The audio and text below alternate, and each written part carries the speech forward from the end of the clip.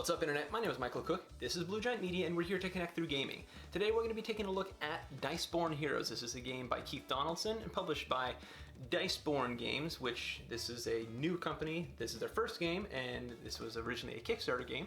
So we're going to dig into this game, open it up, see what kind of artwork, what kind of component quality, what kind of packaging, and overall what you're going to get for your money.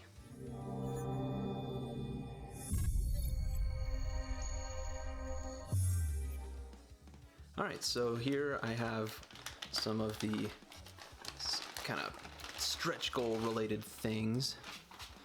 So we've got a nice little baggie and plastic baggies. And let's go ahead and see what's in here. This is a fan-funded treasure pack of heroes and quests. Includes new challenges, haunted manors, monstrous caverns, and labyrinths. With these new quests, heroes have new skills and items to help them protect those in need. Okay, so this has got some extra hero cards, some extra attack cards, some item cards, and some other stuff like that. So I'll set these aside. We'll open those in just a little bit. Here's some information about the campaign treasure box. So I definitely like the arts, art direction or art style of this game. I was a big fan of a lot of the, Final Fantasy type games way back in the day. So I'm looking forward to seeing how this game plays. So we've got, looks to be some kind of campaign, telling you what quests you can do. These are all linen finished. They're pretty good quality cards. You can see some of the art on there.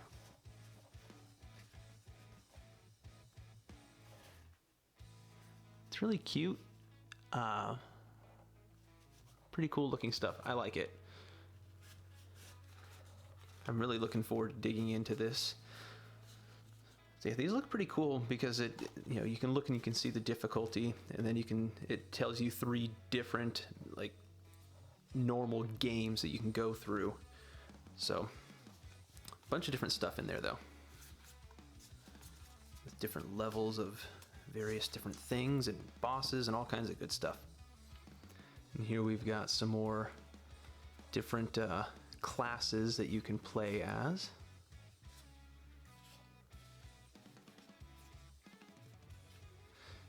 So for those who don't know, this tells you what color dice you get to roll, and this tells you what you put in different places, what kind of benefits you'll get, and then as you level up and you can change classes, you get different additional abilities and different things like that. So I think these are just like a bunch of alternates / additional versions of, oh, interesting, these can be equal, of different classes, although it might just be different art, but we will see as we dig in. And then here we've got some other items, attack cards, all kinds of other stuff. You can see the art is nice in this game, and the quality of the cards is nice. So far, I know that this particular game got a lot of flack for being delayed quite a while. I remember hearing about the game a couple of years ago. I was fortunate enough to get this in a trade, but I know that it took a long time to actually come out. But I have to say, the quality of everything so far, the art direction and everything, I'm pretty excited for it. I'm looking forward to it. Nice color rule book. Paper is just average paper, but feels good. The fonts and everything, easy to read. Looks like a bunch of different examples. So far so good there. We'll see what it looks like as I actually get to read through it. Let's see what we've got in here. Okay, so let's compare these. Looks like it is, it's the same, it just has different art on it basically. And I think that was because one of the pledge levels involved being able to have your face put on one of the characters. So I think that these are the same, but 2 sets of it means that 2 different people could possibly take the same path if they really wanted to. Which, I'm not going to begrudge that. It's a small thing, but let's see here. Still got nice artwork on all of these. Some turn order references. Go ahead and take those out.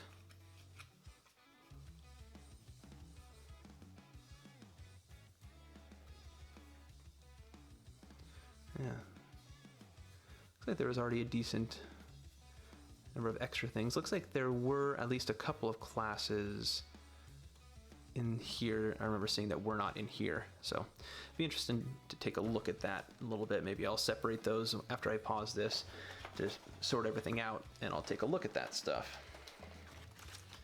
Here's some separated quests and campaigns and stuff like that. So these can factor in with that. And some more items. So I think what I'm going to do now is go ahead and I'm going to go ahead and cut away. I'm going to punch everything out here. The board right here. It is double-sided. So you can decide whether you want this look or that look. So that's nice. But I'll go ahead and punch things out, get things bagged up, and see what makes the most sense. All right, so I went through. The punch board was great. The cards were not... It really bothers me when I have to sort through. So I had to take these cards. They were all mixed up. So like all the monster level 1s, 2s, 3s, items, attack deck, everything was all just mixed in. So I had to sort everything out. And then I had to, within each of those, separate out the items for the treasure box. It was nice that a bunch of these were already put together in the base box, but the treasure box, everything was just mixed in. They didn't even, do these ones, then this one, then this one. It was all mixed together, which was a real pain in the butt. And I really don't like when people do that, or publishers do that. The other thing is, I'm not sure what on earth this is supposed, like, I could take these out of their bags and then maybe put them alphabetically, but then I'm going to be clustering them together anyway, and so I can see why the Ziplocs is just a way better system. I'm glad that it fits in here. These cards, we've got all the different classes, but I don't have a way to just separate them. I just have to put them, I put them in alphabetical order. Yeah, that's weird too. One thing I did notice, some of the, let me see if I can find, I think it was in the, well, I think one example was in the mages. So with the campaign treasure box, we got some extra ones of these. There were some classes that were not in the original or in the base box, and that was because some of those ones, like you can see this alchemist, illusionist, these three open a path to the copycat illusionist. So you can shuffle them up and deal them out, and then you don't know whether this particular one is going to go to a copycat illusionist or the alchemist illusionist, which opens different branching paths, which is pretty cool. I like that because it makes it a little bit, unless you memorize everything, which I think that's, obviously it's a possibility, but it's not what I would want to do. But that was pretty cool. But I don't understand how this was supposed to be sorted and what this section here is for. The cards, it would have been nice. I mean, this is sort of there, and I decided to put this in there so they don't tip over and then just slide around. But that doesn't really make a lot of sense to me either. As it is, I mean, this is okay, but I don't understand why they put dividers in there, but I don't know why I would want to use it that way. I have this section here. Is this supposed to be for the dice? Is it supposed to be for the tokens? Is it supposed to be for these cards? I don't know.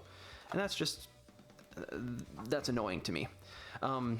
One thing I did notice with these, the ones from the treasure box, is obviously they were all mixed up, but I ended up having to put everything in there. I did discover that there are symbols that match that particular quest on the items and everything that goes with those. So then once I realized that, it made it a little bit faster to sort through everything, but it still made it difficult. And these would be nice to have kind of dividers, separate section or anything. I don't know. But overall production quality, so far, it looks great. The quality of the cards is great. The artwork is great. Insert here doesn't make a lot of sense as far as storage. I would have rather had a bigger box. Like this is about the size of, Raiders of the North Sea, Architects of the West Kingdom, kind of that size, a little bit smaller than, your Reef or Alien Frontiers, which is smaller than your Ticket to Ride size box. So this is maybe 12 inches instead of 14 inches, something like that. So I would have rather just had them make it a full Ticket to Ride size box and give me some dividers. So I know that was probably to save money on shipping and things like that. Production quality or cost too, I'm not sure. But that would have been definitely appreciated from me. As it is, I'm very much looking forward to playing, and I know that the artwork is great, so hopefully the game is great. That is Diceborn Heroes.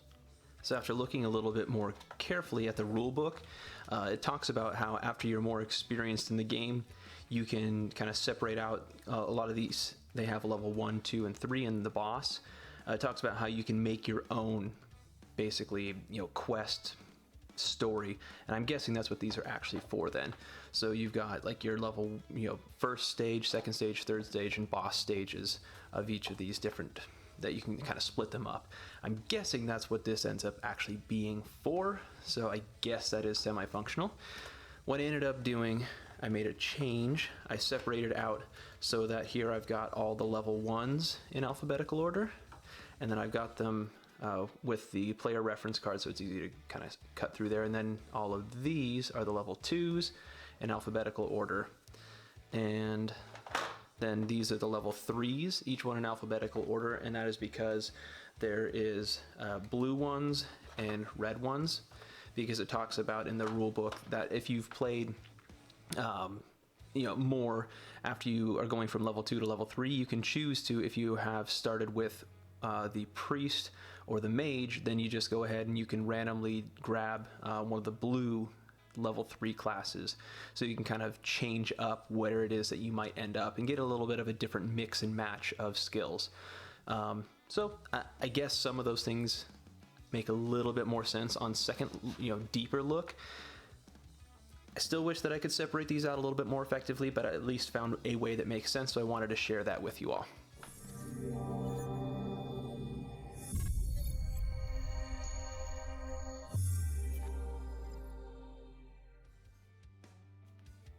And that's what's inside the box of Diceborn Heroes by Diceborn Games and Keith Donaldson.